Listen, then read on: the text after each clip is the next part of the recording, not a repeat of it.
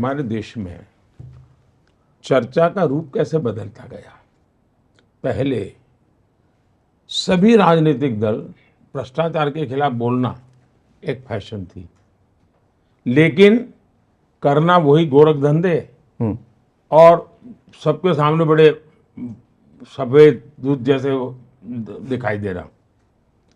जब से मैं आया हूं तो पोल खुलने लगी है कि ये जो बहुत बड़ी बड़ी बातें करते थे उन्हीं के हाथ पैर में गड़बड़ है।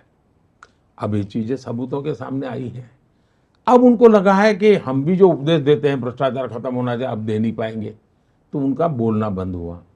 दूसरा, कोई मुझे कहे भाई 2014 में मुझसे मीडिया क्या पूछता था कि भाई 2014 में आप भ्रष्टाचार पे इतने आरोप लगा करके आए, एक्शन क्यों नहीं लिया।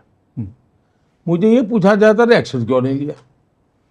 मैं किसी को बदला तो लेना नहीं चाहता था, मैं किसी का नुकसान नहीं करना चाहता था, लेकिन मैंने सरकार में खुली छूट दी थी कि कानूनन तरीके से जो भी चीजें हैं बारीकी से वेरीफाई कीजिए, और अगर मेरी पार्टी का होगा या किसी और पार्टी का होगा, पॉलिटिकल होगा या नॉन पॉलिटिकल होगा, व्यापारी होगा या ब्यूरोक्रेट होगा, ड्रग माफिया होगा कि गन माफिया होगा, हम किसी को नहीं छोड़ेंगे। ये मैं मेरी अपनी टीम सरकार की सिस्टम का मेरे यही वाक्य होते हैं।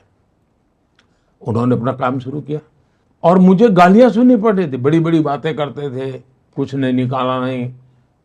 जैसे एक और मुख्यमंत्री है जो बहुत बड़ी बातें करते, शीला दीक्षित जी को कितनी गालियां दी थी, कितना बदनाम किया था।